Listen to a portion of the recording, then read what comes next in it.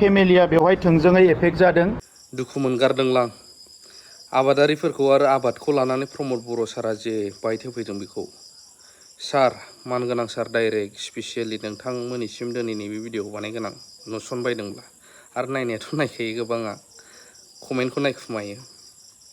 नोंथांमोना जोंनि बैसोआवबो देरसिन गोरोंसिन इडुकेटेडसिनबो जानो हागौ। जोंथ' सामायन' एमएसो जेबो गैया।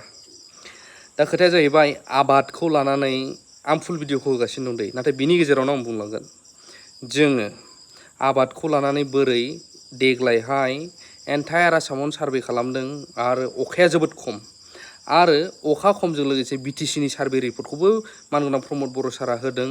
उमुक जिल्लायाव इसिखिनिल' अखा उमुक जिल्लायाव इसिखिनि नाथाय मानो जादों बाव नोंथांमोननिबो गेदेर भुल दं, सिगांनिबो थांखांनायफोरनिबो गोबां भुल दं आरो जोंनिबो गोबां भुल दङ।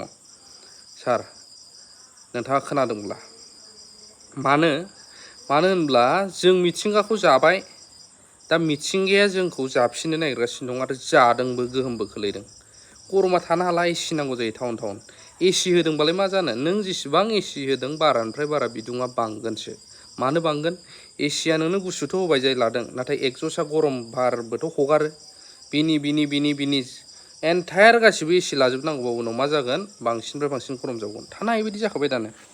सारा मोजां खोथा बुंफैदों, आबादारिफोरनो आबादथिलिनि थाखाय बिदि जगायगोन। मोजां जगायनांगौबो, नाथाय आबादारिफोरनो बिदि जगायबालाय मा जानो, बोथोरा गोजौनि गैदेराब्ला जेबो जाया, मुलाम्फा गैया आबादारिफ्राबो। बेखौ मोजाङै आबादारिफ्राबो मिथिगौ। नेचार मिथिंगानिफ्राय मोननाय अखाखौबो नांथारगौ मोजां जानोब्ला। दा मा जानो, बेखायनो माखासे लिडार दं जोंनियाव नामसो लाला, माखासे सिख्ला सेलिब्रिटिफोरनो आधा घन्टा 1 घन्टायावनो हटेल रुमावहाय 3 लाख 2.5 लाख गारहैग्राबो दं, मुं लाला। आरो बिसोरखौहाय सोरबा आन्दासै बुंनाय नङा, बिथांमोनजों थाफाग्रा बिथांमोनजों गुलि जाग्राफ्रानो नायनो बावबाय दिनैनि दिनाव। पार्टिखौ मोजां मोनो, पार्टिजों थागोन, नाथाय आखलखौ। दा बैफोरबायदि फैसा गारनो हायोब्ला सारमोन नोंथांमोन सोरबाया हेलिकप्टार भारा ला, जोंहाथ' गैया नालाय जों गाखोफागोन, ओमफ्रायहाय गिदिंगोन साला बिटिसि एरियाखौ देखायगोन। जोंथ' बेरायलाबाय थायो नालाय, सैमा आथिं बायदि नुयो जोङो। बिफां लाइफां गैला, दानब्रुंजोब्बाय। गुबुन हारि बर'बाबो बेनो। दा ट्राइबेलफोरा जोंहा फरेस्ट डुवेलार हिसाबै फरेस्टआव थानो मोन्थाय दङ जोङो, जाय बै आयेनफोरखौ फरायोबा मोनो। दा बेनि गेजेराव थानो मोनो होननानै जों फुरा दंफां लाइफांखौ एवबाथ' जायाना, जोंनिबो भुल दं। दानस्रांजोब्बाय, बिफां गिदिर नायबाबो मोनला। सरलपारानिफ्राय आरो सरलपारानि सिगांफोरनिफ्राय जायनाखि हाग्रा ओनसोला भुटान बर्डारनिफ्राय ओरै 30 किल'मिटार 40 किल'मिटारनि खाथियाव दंमोन गोबां जोंनि बिटिसि एरियाफ्राव गैला। नायोबा सिं दानब्रुंजोब्बाय, दंफां गिदिरानो गैला, ओरैनो हाग्रा फिसाल'सै। जायनाखि मौसुमि बार फैनानै हाग्राफ्राव नांथानानैसो दंफां गिदिरफ्राव गोजौआव अखा हायोमोन, खोलाहाबो नामायबोफिनोमोन बारा सौदावनानै। दा गैला, मालाय भुटानावसो दंफां लाइन दं, भुटानाव सौग्रावनानै भुटानाव हाहैयो। ओरै साहा हाजोजों हायो, जोंनाव हाया। आरो बेबो नांगौ बायदि हाबावला। बानाफोर गोदो दंमोन, गोबां बाना, खासि बानानो माबा माबि बाना, दाथ' जानायखौनो नुला। दा बावहाय सिगांनि खुंथायानो होन, सिगांनि मानसि सिगांनि लिडारफोरहाबो गेदेर मिस्टेक दङ। दंफां सेस खालामबोबाय, दानियाबो गेदेर मिस्टेक दङ। मानो होनोब्ला नोंथांमोनावनो दङ आयेना। दा ट्राइबेल बेल्ट एन्ड ब्लक एरियायाव सोरबा थानो मोना, बर'फोरखौथ' सिगां होबावबाय दे। दा कर्टआनो नटिस होखालायनायफोरखौ नोंथांमोना होआनो, भटनि लबनि थाखाय। जों थासान्दियाव जों होआसो होनलाबाय थायो। ओरैदि सेस खालामजोब्बाय, जोंनि जायगानि नंबावा गुबुन स्टेटनि हाबफैजोब्बाय। ओंखायनो बुंदों हेलिकप्टार भारा ला नोंथांमोना, जों देखायगोन अबेजों अबे मा एवनानै दं, अबेजों मा थानानै दं। जेराव थानो मोनथायानो गैया। ट्राइबेलफ्राथ' थानो मोनो, जों रायजोनिबो गोबां मिस्टेक दङ।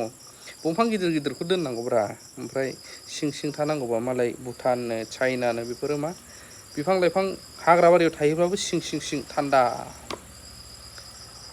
बेबायदि। दा जोंना मा जाखो, खुंथाइ गोहोआव थानाया कर्टआ अर्डार होबाबो एबेसिम खालामबावा, ओमफ्राय फैयो गोदै बुंनो।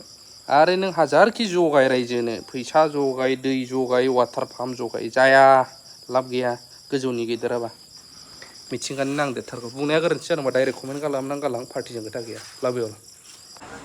आरो आदानिनो टार्मिनेल प्रजेक्टनो मा होनो बिदि होनो नागिरबावो जोंनि बसफोरा दा बेफ्राव ग्लबेल वार्मिं जायाबा मा जायो थालांबावदोंमोन बुंनाया खोनासंदो बिथाङा मा बुंलांदों बोसोराव सालि माइ आबाद मावनाय समाव अखाया जोबोद खम जादों।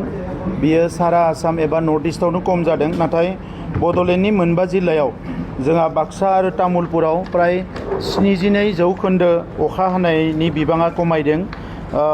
चिराङाव 62 जौखोन्दो, क'क्राझाराव 59 जौखोन्दो आरो उदालगुरियाव 36 जौखोन्दो अखा हानायनि बिबाङा खमायदों आरो बेवहाय बिनिखायनो एसे रानस्राव